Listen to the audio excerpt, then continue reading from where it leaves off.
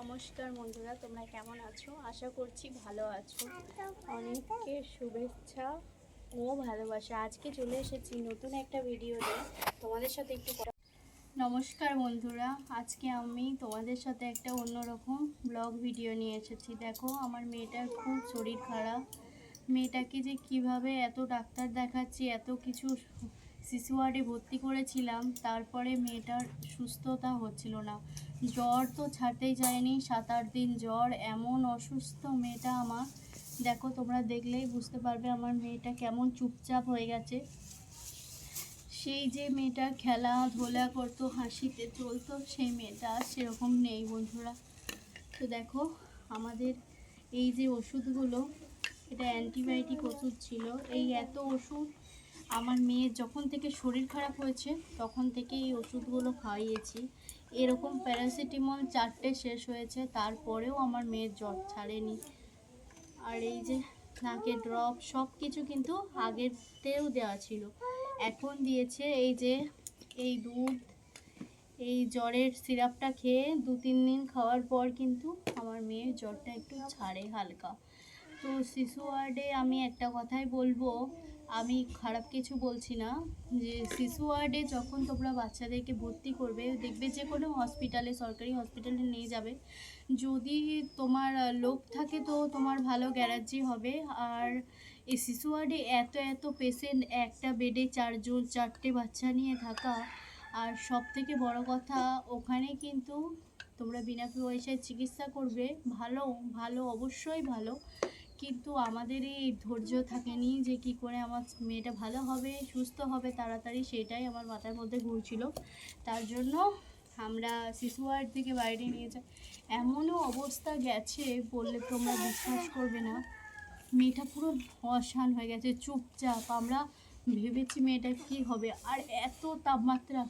আর মেয়েটার কী হচ্ছিল দেখো, যখনই মেয়েটা কাশছিল না, তখন এই যে পেটের সাইডটা উপর দিয়ে উঠে যাচ্ছিল কাশতে কাশতে, এতটা ওর কষ্ট হচ্ছিল।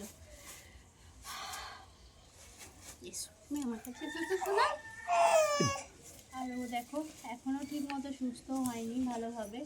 ও কিন্তু ওর বাবার কাছে থাকতেই বেশি ভালোবাসে, তাই জন্য কিন্তু আমার কাছেও খুব একটা ও ঘ্যান ঘ্যান করছে। শরীর খারাপটা এই সবে হলো সুস্থ একদিন, কালকে ছুটি দিয়ে নিয়ে এসেছে। কিশালয় নিয়ে গেছিলাম, শিশু ওয়ার্ডের দেখানোর পর আমি কিশালয় নিয়ে গেছিলাম। তো সব থেকে বড় কথা হচ্ছে, কিশালয়ে প্রীতি রয় ম্যাডামকে আমরা দেখাতাম, তো ম্যাডামও হসপিটালেই বসেন। আর এখন একটা স্যারকে দেখানো হয়েছে, সেই ডক্টর আমাদেরকে এগুলো দিয়েছে, আর আমরা এখন খাওয়াচ্ছি। হালকা একটু একটু সুস্থতা বোধ দেখতে পাচ্ছি। জানি না কি হবে, তোমরা সবাই আশীর্বাদ করো যেন আমার মেয়েটা সুস্থ হয়ে যায় আর ভালো হয়ে যায়। ব্যাস এইটুকুই তোমাদের কাছে আমার চাওয়ার।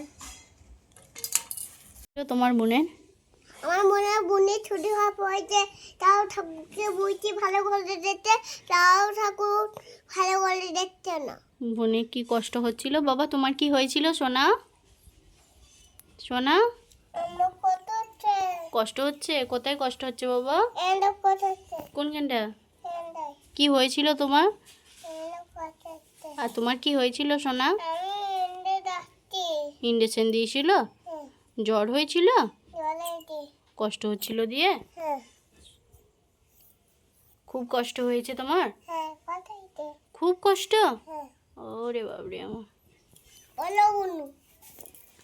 তো আমার মেয়ে কন্টিনিউ কিন্তু, আমার বড় মেয়ে ভগবান ডেকে গেছে, ঠাকুর আমার বোনকে ভালো করে দাও, আমার বোন যাতে ভালো হয়ে যায়, সুস্থ হয়ে যায়।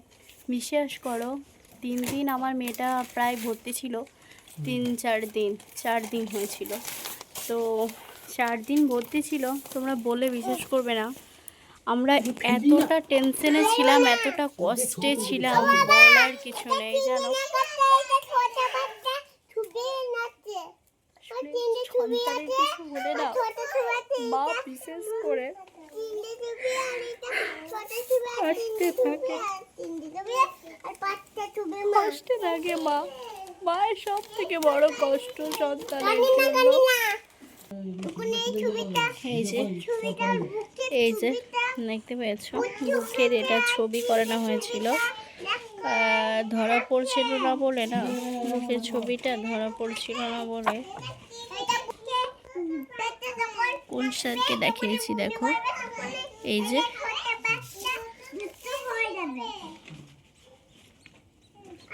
আমরা দেখো। আর এই যে স্যার এত ওষুধ লিখেছিলেন, ঠিক আছে।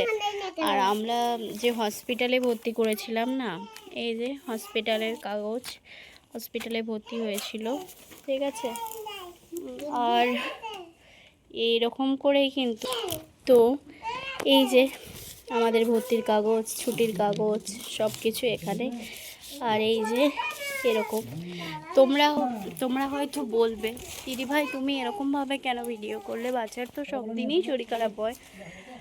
ঠিক আছে, আমার বাচ্চার শরীর খারাপ হয় অন্যরকমভাবে, এবারে না সত্যি করে অনেকটা বাড়াবাড়ি হয়েছিল, বিশ্বাস করো অনেক কষ্ট দিয়েছি আমার মেয়েটাকে। তোমরা মানে না দেখলে বিশ্বাস করবে না, আজ অবধিও আমার মেয়েটা কিছু ভাত মুড়িতে মুখ দেয়নি, কোনো খাবার তো এমনিই খেতে চাইতো না। আর আজকে শুধু আমার মেয়েটা, এই যে 6 দিন আমার মেয়েটা হসপিটালে ভর্তি ছিল না, 3 দিন 4 দিন, আজকের দিনে 6 দিন হচ্ছে। এই 6 দিনের দিন আমার মেয়েটা কোনো খাবার মুখে তোলেনি, শুধু একটু ফলের জুস, ডক্টর খাওয়াতে বলেছিল লেবুর জুস, একটু বেদানার জুস, এইটুকু করেই আমি আমার বাচ্চাটাকে খাইয়েছি। আর সব থেকে কষ্টজনক যেটা হয়েছে সেটা হচ্ছে আমার মেয়েটার যখন শ্বাসকষ্ট আরম্ভ হচ্ছিল না, তখন দেখবার মতো নয়, প্রচণ্ড কষ্ট, শ্বাসকষ্ট যখন হচ্ছিল না, জ্বর আসার পরে বুকটা জাস্ট এরকম করে লাফিয়ে উঠছিল, আমরা তো দেখেই ভয় পেয়েছিলাম। হার্টবিট এত কী করে বেড়ে যায়, ডক্টরও ভেবেছিল হার্টবিট এত কী করে বেড়ে যায়, এত হার্টবিট বাড়ার কারণটা কী, কিন্তু আমরা কেউই কারণটা খুঁজে পাইনি। তো সবার কাছেই একটাই রিকোয়েস্ট, আমার মেয়েটাকে অনেক অনেক আশীর্বাদ দাও, আমার মেয়েটা এখনও সুস্থ হয়নি ভালোভাবে, যেন সুস্থ